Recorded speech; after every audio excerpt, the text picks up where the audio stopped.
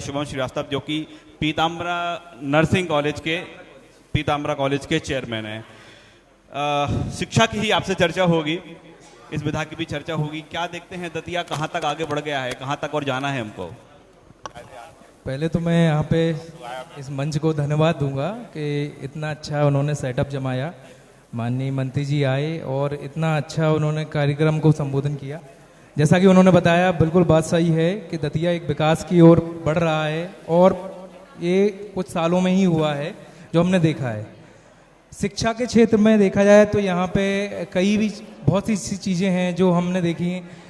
राउतपुरा से ही सीखा है, कुल मिला के शिक्षा को लेके काफ़ी अच्छा इन्होंने प्रदर्शन किया है और आज विकास बाकी में हो रहा है। शिक्षा को लेके कैसा है कि आज पीताम्बरा कॉलेज है हमारा, शिक्षा में इसमें कई चीज़ें हम ऐसी देखते हैं जो हमें मतलब ऐसा है सुधार करते करते आगे बढ़ते हैं। पहले शिक्षा को इतना महत्वपूर्ण नहीं लिया जा रहा था और शिक्षा को एक लाइटली हम उसमें लेते थे। हमारे स्टूडेंट्स थे, हमारे बच्चे जो ये मतलब इतने गंभीर रूप में नहीं समझा जाता था। अब उसको धीरे धीरे परिवर्तन तो आ रहा है।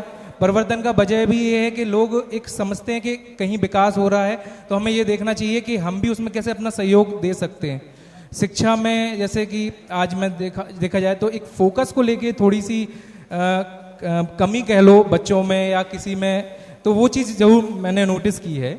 अब फोकस को हम ऐसे समझ सकते हैं, बड़े ही क्लियर शब्दों में बताऊं मैं, कि आज जो सोशल मीडिया प्लेटफॉर्म है, सोशल मीडिया प्लेटफॉर्म में सबसे पहले फोकस का अपने देखा, बच्चे किताब पढ़ते थे, बुक्स पढ़ते थे। बुक्स का एक फोकसिंग पॉइंट होता था कि हमने 1 घंटे 2 घंटे उसको किताब को पढ़ा तो हमें उससे कई चीज़ें सीखने को मिलती थी। बट धीरे धीरे यूट्यूब आया। यूट्यूब में हमारी वीडियोस थी लगभग 1 से 2 घंटे की वीडियोस को आराम से बच्चा देख लेता था, उससे सीख लेता था। बट आपने देखा होगा कुछ समय से शॉर्ट्स का जो ट्रेंड आया है, शॉर्ट्स के ट्रेंड से क्या हुआ है कि बच्चे ने अपना फोकसिंग पॉइंट खोने लगे। जो एक हमारा लिटिल सीक्रेशन होता है, डोपामिन दिमाग में होता है, जो एक हम प्लीजिंग हार्मोन कहते हैं, उसको धीरे धीरे मतलब कम होता जा रहा है। आज अब सेकंड्स में ही बोर हो जाते हैं। तो ये एक नेगेटिव चीज़ जो हमें देखने को मिली है और स्टूडेंट्स में भी हमने फील किया। आज वो बुक्स नहीं पढ़ते हैं, वो नहीं उनको जमता है और ये केवल और केवल वहाँ रह गया है कि जैसे हमारे कंपटीशन के बच्चे हैं वो बस लाइब्रेरी जाएंगे, कंपटीशन वाली किताबें पढ़ेंगे और फोकस वहाँ से कुछ हद तक कम हुआ है, जो मैंने फेस किया अभी फिलहाल में। अब ये जो एक मेजर प्रॉब्लम है और इस एक इलाके की नहीं है, हर शहर की ये प्रॉब्लम है। अब सवाल ये है कि जो यूथ है वो क्या करे, क्योंकि वो जैसा देखता जा रहा है वैसा आगे बढ़ते जा रहा है। ऐसे में शिक्षाविद हैं, उनका दायित्व है कि उसको सही राह दिखाएं। होना क्या चाहिए, यूथ को करना क्या चाहिए, क्योंकि सामने आप देख पा रहे हैं यूथ बड़ी संख्या में है। देखिए, इसमें एक हमारे हिसाब से सबसे पहले बच्चे को अपना ये देखना चाहिए कि हमारा जो फोकसिंग पॉइंट है वो बढ़े कैसे। एक इसमें अच्छी थेरेपी होती है। थेरेपी में ये कहते हैं हम कि बच्चे को थोड़ा सा अपने आप को बोर करो। आप 2 मिनट में बिजी मतलब अपना काम हटाया, आपने 2 मिनट में मोबाइल उठा और शॉर्ट्स करने लगे। शॉर्ट्स देखने के वजह आप थोड़ा सा अपने आप को बोर करेंगे तो आपको पता चलेगा कि जो आप 10-15 सेकंड या 30 सेकंड में बोर हो जाते थे वो आप अब 2 मिनट या 3 मिनट में बोर होंगे। तो इसको डोपामिन मतलब इसको हम वो कहते हैं कि बोरिंग खुद को करने से एक ये थेरेपी है जिससे हम हो सकता है अपना फोकसिंग पॉइंट बढ़ा पाएं। हालांकि ये इतना आसान नहीं है क्योंकि आप जो चीज़ें हैं वो काफ़ी हद तक उस लेवल पर बढ़ चुकी हैं। फिर भी एक ये थेरेपी है जो हम कह सकते हैं कि जिससे बच्चा अपने आप में करे। और सबसे अच्छी बात मैं जो कहना चाहूँगा, यहाँ यूथ अगर सुन रहा है तो बुक्स से अपना जो लिंक है वो नहीं हटने दें, क्योंकि मैंने अक्सर देखा है बुक्स से जब भी हम लिंक अपना हटा लेते हैं, आप जिस भी फील्ड में हो, जिस भी तरह की उसमें जाना चाहें, लेकिन बुक्स को अगर आप इनहेल मतलब लेते हैं, बुक्स को अगर रीडिंग करते हैं तो ऑब्वियस सी बात है आप अपना फोकस नहीं लूज करेंगे और करते चलेंगे। अच्छा, इससे भी बढ़ के एक मैंने यूथ में और चीज़ देखी है कि डिग्री के पीछे ज़्यादा पड़े हैं। डिग्री मिल जाए, इसकी डिग्री मिल जाए, उसकी डिग्री मिल जाए। होता क्या है कि डिग्री एक सप्लीमेंट ऐसा है जिसके साथ हमें एक और सप्लीमेंट की आवश्यकता है। इसका मैंने एक कोट निकाला था कुछ समय पहले कि ऐसा आजकल हम जॉब्स को सीख करते हैं। ऑब्वियस सी बात है, आप कोई छोटा बच्चा मतलब जस्ट ग्रेजुएट है, वो एकदम बिजनेस में नहीं आ पाएगा, तो वो जॉब को सीख करता है। अब जॉब को सीख करता है तो उसके लिए मैंने कोट निकाला था अपने ही सोच के कि degree plus question mark equals to job.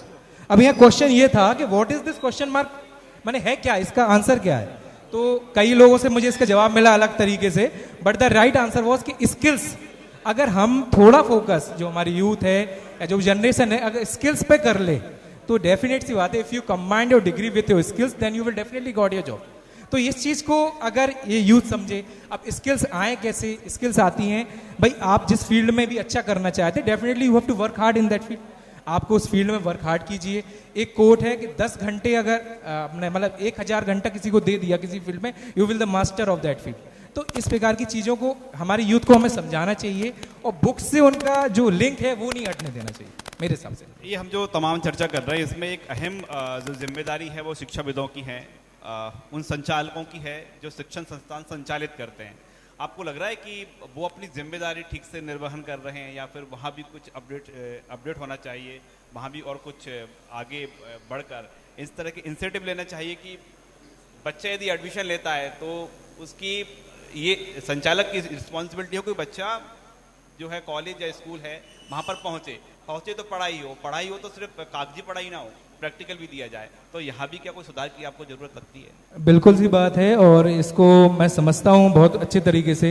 ऐसा आजकल ट्रेंड बन चुका है कि बच्चा एडमिशन तो ले लेता है लेकिन पढ़ाई के क्षेत्र में वो अपनी लापरवाही दिखाता है। हो सकता है वो कहीं व्यस्त हो, किसी कंपटीशन की तैयारी कर रहा हो, बट आप किसी चीज में पैसा इन्वेस्ट कर रहे हैं डेफिनेटली आपको उस चीज को अनुभव लेना चाहिए।